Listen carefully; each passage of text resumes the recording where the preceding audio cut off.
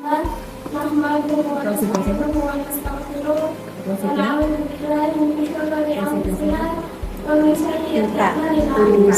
May yahdihillahu fala mudilla lahu wa may yudlil fala hadiya lahu. Asyhadu an la ilaha illallah wa asyhadu anna Muhammadan abduhu wa rasuluh.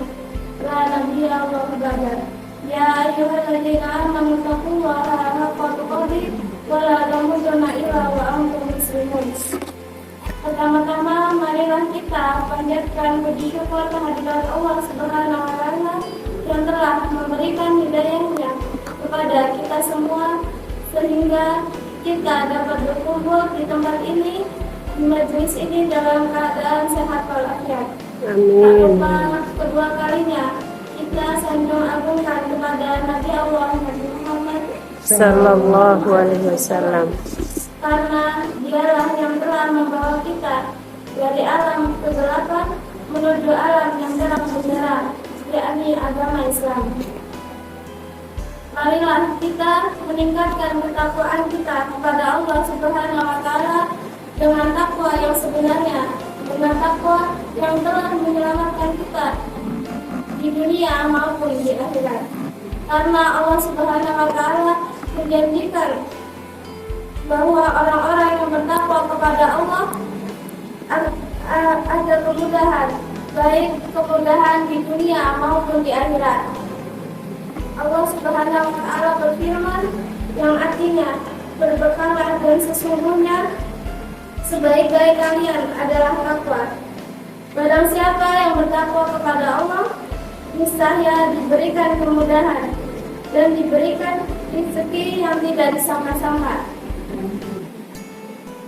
Ibu-ibu yang insya Allah dirahmati oleh Allah Subhanahu wa Ta'ala, pernahkah kita memikirkan bahwa hidup ini hakikatnya adalah perjalanan?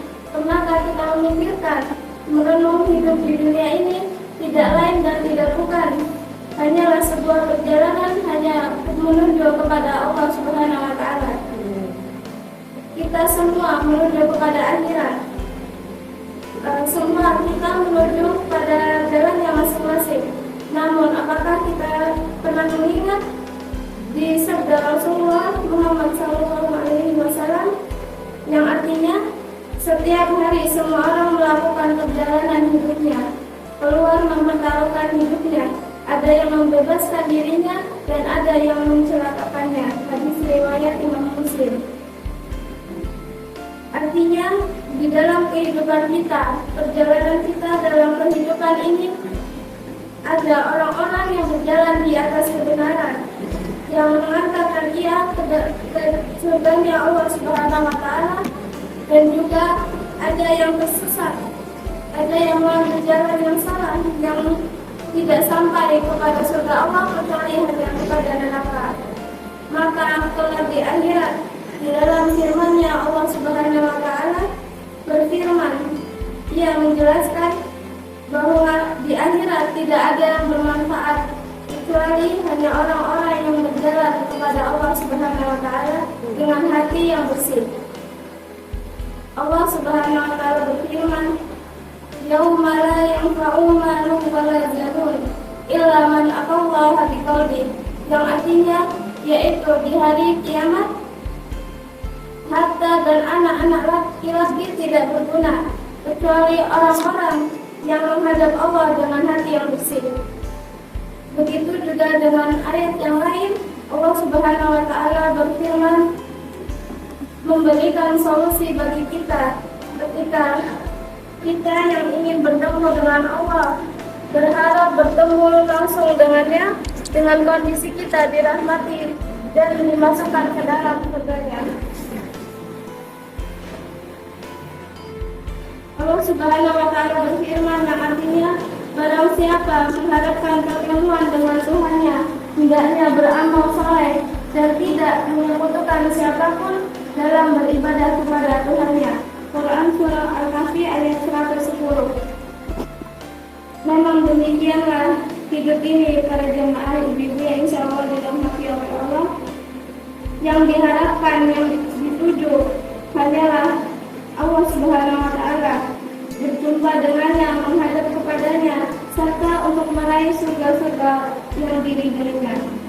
Perlu kita ketahui bahwa jalan tujuan yang benar hanya satu, yaitu jalan yang sudah digariskan oleh Rasulullah SAW.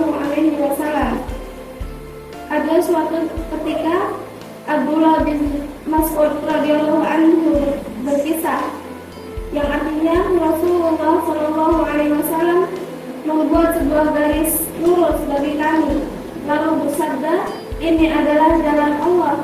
Kemudian beliau membuat garis lain pada sisi kiri dan kanan garis tersebut, lalu bersabda, "Ini adalah jalan-jalan yang banyak. Pada setiap jalan ada syaitan yang mengajak kepada jalan itu." Kemudian beliau membaca, "Dan bahwa yang kami perintahkan ini adalah jalanku yang lurus, maka ikutilah dia dan janganlah kamu mengikuti jalan-jalan yang lain, karena jalan-jalan itu mencerai-beraikan kalian dari jalannya." Quran Surah Al-An'am ayat 153. Jika kita ingin tahu apa jalan kebenaran yang hanya satu tersebut, yaitu jawabannya adalah jalan yang pernah ditempuh oleh Nabi kita, Nabi Muhammad SAW. Itulah jalan satu-satunya yang bisa mengantarkan kita, yaitu seorang hamba hanya kepada Allah Subhanahu wa Ta'ala.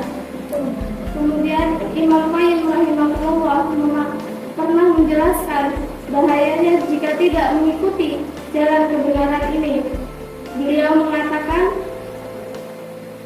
ketidaktahuan terhadap jalan kebenaran ini, pembintangan-pembintangannya serta tidak memahami maksud dan tujuannya akan menghasilkan kelelahan. Selain itu, faedahnya yang didapat sangat sedikit. Oleh karena itu, pentingnya jalan kebenaran tersebut. Maka marilah kita mempelajari kebenaran yang hanya satu tersebut, yaitu yang mana kaum muslimin menyepakatinya. Nabi SAW telah menjelaskan jalan lurus tersebut dalam sabda beliau Rasulullah, yang artinya, "Aku akan tinggalkan kepada kalian dua perkara yang apabila kalian berpegang teguh kepada keduanya, maka niscaya kalian tidak akan tersesat selama-lamanya, yaitu kitab Allah dan sunnah Nabi-Nya.